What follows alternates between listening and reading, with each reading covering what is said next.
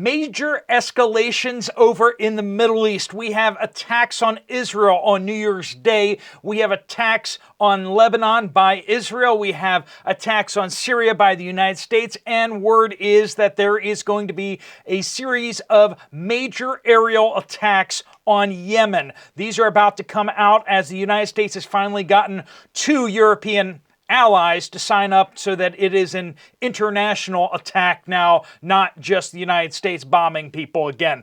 Another unarmed cargo ship has tried to run the blockade past the Houthis, and it got hit by a missile. Operation Prosperity Garden is absolutely a disaster. 400 cargo ships are diverting around the Suez Canal. More are stacking up as we speak. Nobody wants to run through here anymore. The cargo companies out there are done with this. They don't want to send their ships through there.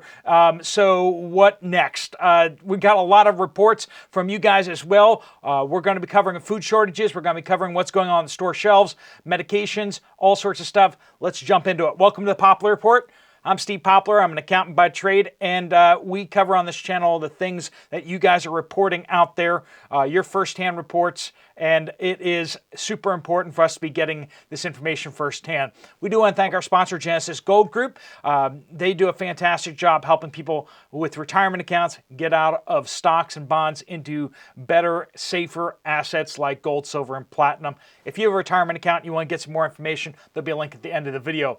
All right, Maersk was the next up after MSC to get one of its ships to go be a sacrificial lamb to Operation Prosperity Garden in the Biden administration. MSC tried running 3 ships past the Houthis, and one of them got hit by a missile. They were kind of done with that. Maersk was like, oh, well, we'll sign up. They tried running a ship past the blockade, and it got hit by a missile. It was escorted by 2 destroyers. One of the destroyers, the U.S. Gravely, shot down 2 anti-ship ballistic missiles, but another missile got through and hit the cargo ship. We also have reports that 4 Houthi speedboats tried to hijack the ship too. Apparently, after it got hit by that missile, they're going to come in and try taking the ship. Attack helicopters from the USS Eisenhower attacked the boats and sank 3 of them. A 4th one somehow evaded our sophisticated helicopter gunships. I'm not sure how you escape 2 or more helicopter gunships in a speedboat, but apparently that happened. We now have, like I said, 400 cargo ships that have already diverted away from the Suez Canal and are now going the long way around Africa. Do I need to mention again that Africa is a really freaking big continent? Going around Africa is extremely, extremely costly, and we're not talking about these are like Israeli-linked ships. 400 cargo ships. Everybody's diverting. There isn't like, oh, well, we're not doing business with Israel. Everybody's diverting because nobody can get ships through here without getting shot at. We're now hearing that multiple news agencies are saying that the United States, UK, and a unnamed 3rd European nation are about to do airstrikes and bombardment of Houthi targets in Yemen. In the next day or so, we may start seeing these airstrikes. We're going to be lobbing multi-million-dollar missiles at pickup trucks and this type of stuff. It's not exactly cost-effective, but it's going to make us feel strong and powerful and like a motivational speech or something like that. It is what's there to be bombed that hasn't already been bombed? The Saudis, who have been bombing Yemen for 8 years, who are attacking anything that moved, and they're not having anything to do with this anymore. They're not ready to commit to helping with the bombardment of Yemen. They don't even want to have anything to do with escorting ships past the Houthis. They don't want to do it. They have refused to be partners in Prosperity Garden. Their historical enemies, the Houthis, are now basically agreeing with the Houthis. They're like, they have some valid points here. We don't know what this third ally is, this second European partner.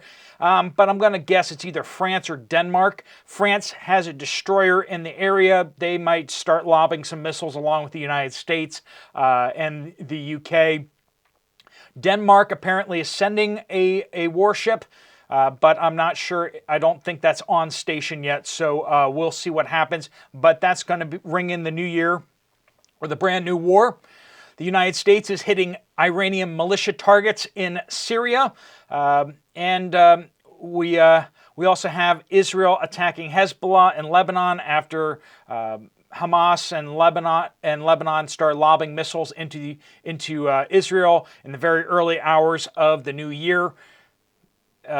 So I guess peace on earth is not happening in 2024. That's what you can take away from that. Major escalations out there. Are we going to be drawn in World War III? Well, I mean, World War III has already started, and we're already a combatant, so we're just waiting for more of this to unfold as it goes. Remember, mid-January is when the elections happen in Taiwan. If they do not go the way that China wants them to, expect to see a response out there. I personally do not believe that they will be invading Taiwan. What I personally believe they will do is they will do a blockade around Taiwan, sort of like what the Houthis are doing, sort of what Iran is doing. They're just going to start shooting at ships, or doing naval exercises in zones so that nobody will take their ships to Taiwan. That's all they have to do, and there's not much the United States can really do about it. Prosperity Garden against the Houthis with their bottle rockets isn't working. Trying to go up against China and try to do the same thing, not going to work at all. Okay, your reports. Let's see here. Megan says, Milwaukee, Wisconsin. I saw so many empty Walmart shelves. Hardly any frozen bags of vegetables.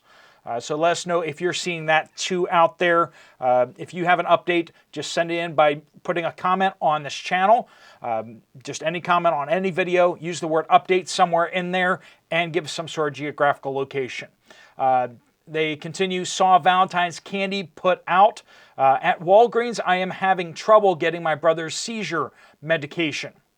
Serious stuff, friends. That's important stuff. Have to call 3 to 4 times to make sure the prescription gets processed. That's a lot. Northern says, in Milwaukee, way back in the mid-'60s, when I was first married, I was caught empty-handed as a curfew was put on the city. You know, we talk about these things, and we keep saying this isn't some kind of like, made-up thing that, only conspiracy theorists. This has happened in the United States. Get out your history book, or if you've been around the block long enough, just think back to when this has happened before. And we're not talking about things that can't happen. We're talking about things that have already happened in the United States and are happening in other countries around the world right now.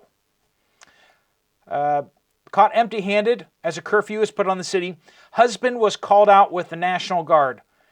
Have done some emergency stocking since, and it is wise to do so.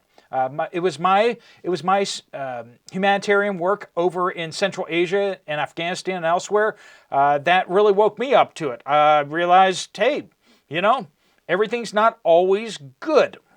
Sometimes you just can't buy stuff. That's how the world lives. The United States has been very blessed not to have those type of problems recently.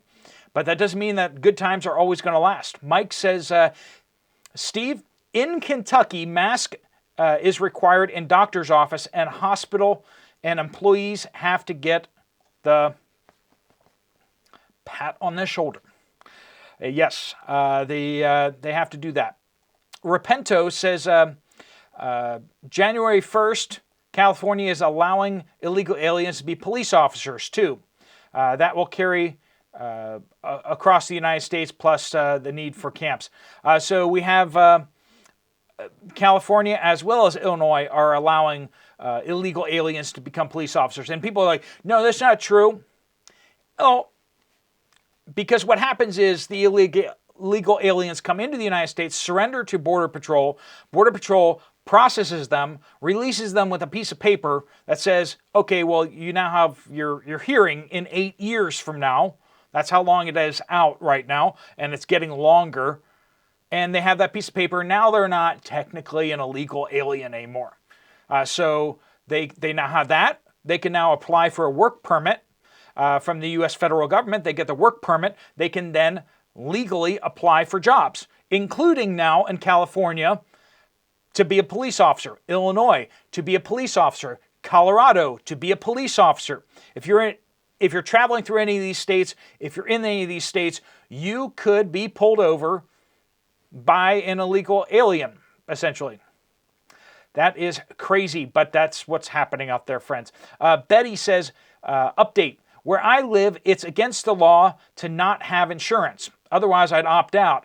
And they also have forced inspections. My truck purrs like a kitten, and it's old enough to not have any spyware. Thanks for your videos, Betty in Louisiana. Here in Pennsylvania, we have mandatory inspections as well. And I think just about everywhere you're forced to have insurance on vehicles, right? Javi or Javi says, I work in a warehouse for a beer distributor in Orange County, California, and this year has been slow in terms of volume. Even around the drinking holidays, something tells me everyone is definitely tightening their belts. I've always heard that this industry is bulletproof because people will drink during good times and bad times. But I would say even drinkers are changing their habits to adjust to the economy. And that's not just happenstance, friends. That's not just one-off. We're seeing across the board that beer sales are the lowest in 24 years.